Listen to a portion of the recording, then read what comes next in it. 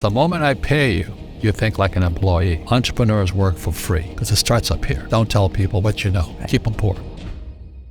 The love of money is the root of all evil. And I said, what am I in Sunday school? And I was this punky little 9-year-old kid. And she says, we don't teach money at school. I said, why not? And she couldn't answer. And she got very flustered. She said, sit down, take your seat. And then I got curious. I said, why don't we learn about money? She says, go ask your father. He's my boss. My father was the head of education. I go home and ask him, said, why don't we learn about money in school? And he looked at me and says, because the government doesn't let us teach that subject. The government tells us what we can teach and what we can't teach. And I thought that was strange. And I said, but aren't we going to school to learn about money? He says, no, your job is to get a job. I said, but you get a job to earn money. He goes, no, you're supposed to just get a job. And I went, no.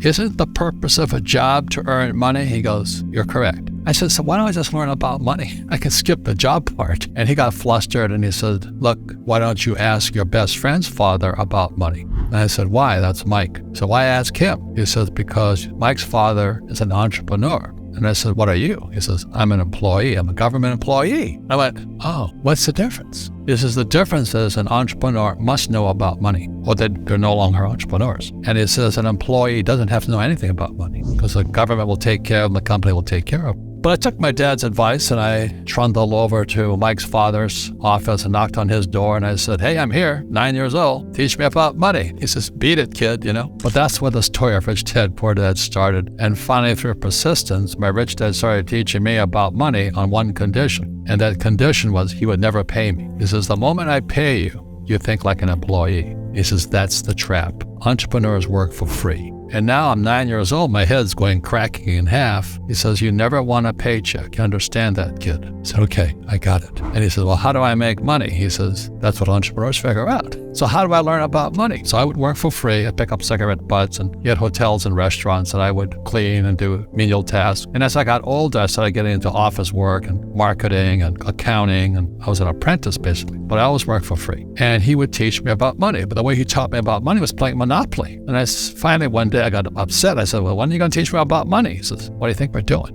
We're playing Monopoly. He goes, no. What do you think we're doing? We're playing Monopoly. He says, what do you think we're doing? So I don't know. I'm teaching you about money. There's many formulas for great success in money. There's thousands of them, but one of the best ones found on the game of Monopoly. It still is today.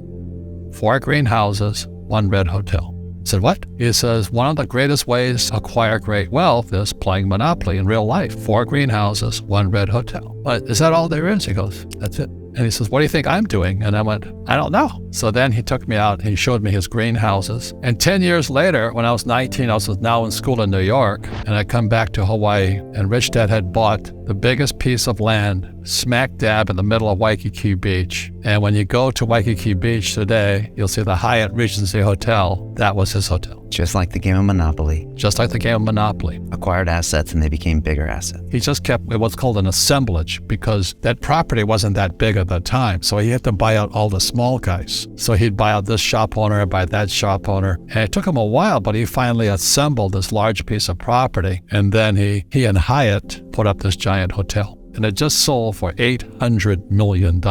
So that's how I learned about money. And that's because he refused to accept a paycheck. He says that the moment you accept a paycheck, your brain goes dead. As long as you're hungry, you'll think. He was a great, great teacher. So today when people ask me what I do, they know me as the author of Rich Dad, Poor Dad. I just say I play Monopoly. So I own greenhouses, I own big hotels, I own oil wells, golf courses, businesses. I'm just playing Monopoly. That's all I do.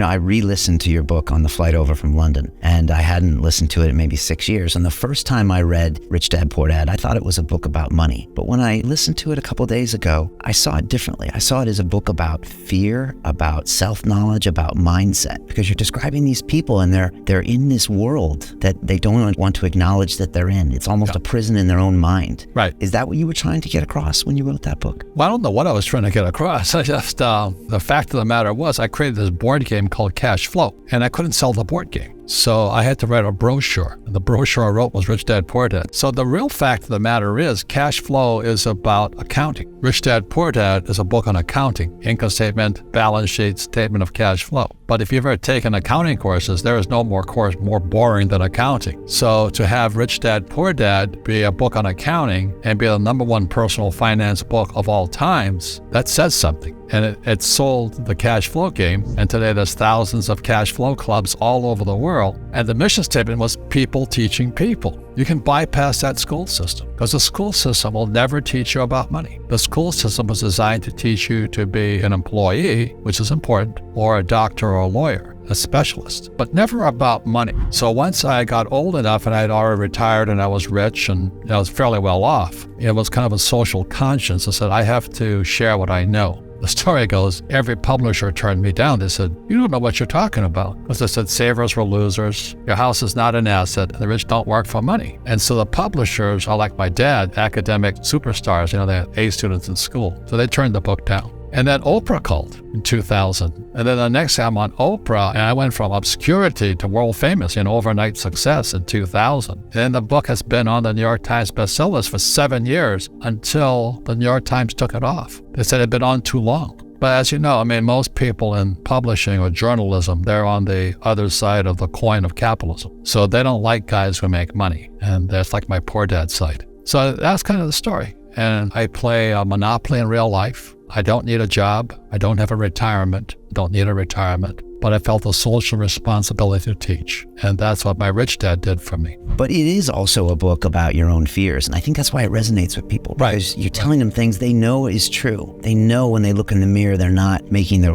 correct choices. They're not being disciplined. They're doing the wrong thing. And they know they're unhappy, in fear their whole lives, waiting for the next paycheck. And it's understandable. We all have fear. To be truthful, we all have fear. It's just how you deal with it. Einstein said, imagination is more important than knowledge, but knowledge empowers imagination. And what most people lack is real business knowledge, like accounting, like debt, like taxes. You got to know that stuff, but they don't teach it in school to anybody. And then when people ask me, how did your rich dad learn this when your poor dad, a PhD, didn't? And the answer is very simply, my rich dad was my best friend's father. His father died when he was 13. So rich dad had this family business at 13 to run. So he had to drop out of school, which was his blessing.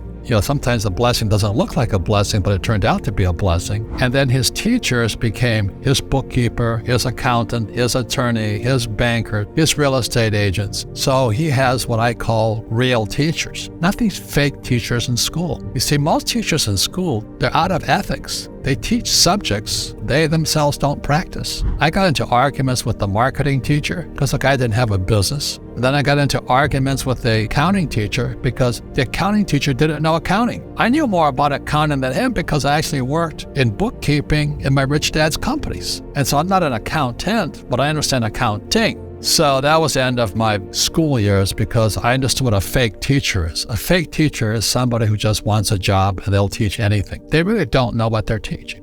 And that's why in life, one of the things I suggest to people, you got to find a real teacher versus a fake teacher. And a fake teacher is somebody who doesn't do what they teach. And a real teacher is doing what they teach every day. So my accountants, my attorneys, they're in it every single day. That's how I learn, because every day I'm solving problems in my business. My success comes from spirituality, not finance. And what happened was when my wife and I started Rich Dad back in 1996, actually, we left the spirituality out. And then the corporate types came in, the MBAs and the accountants and attorneys, and they tried to make it into a business. And I said, no, we're just a bunch of merry men who are kind of like Robin Hood and this gang. Are you Robin Hood? Taking from the rich and giving to the poor? No, I don't believe it. I don't believe in giving to the poor. But you're giving knowledge to the poor. Yes, that's a very big difference. You see, people say, well, why don't you give the poor money? So the only problem with that is it just creates more poor people. Give a man a fish, he fishes for the day, or eats for the day. Yeah, you give a man a fish, you get a lot of people who want more fish,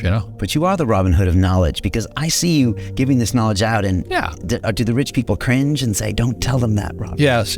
Don't tell people what you know. Right. Keep them poor.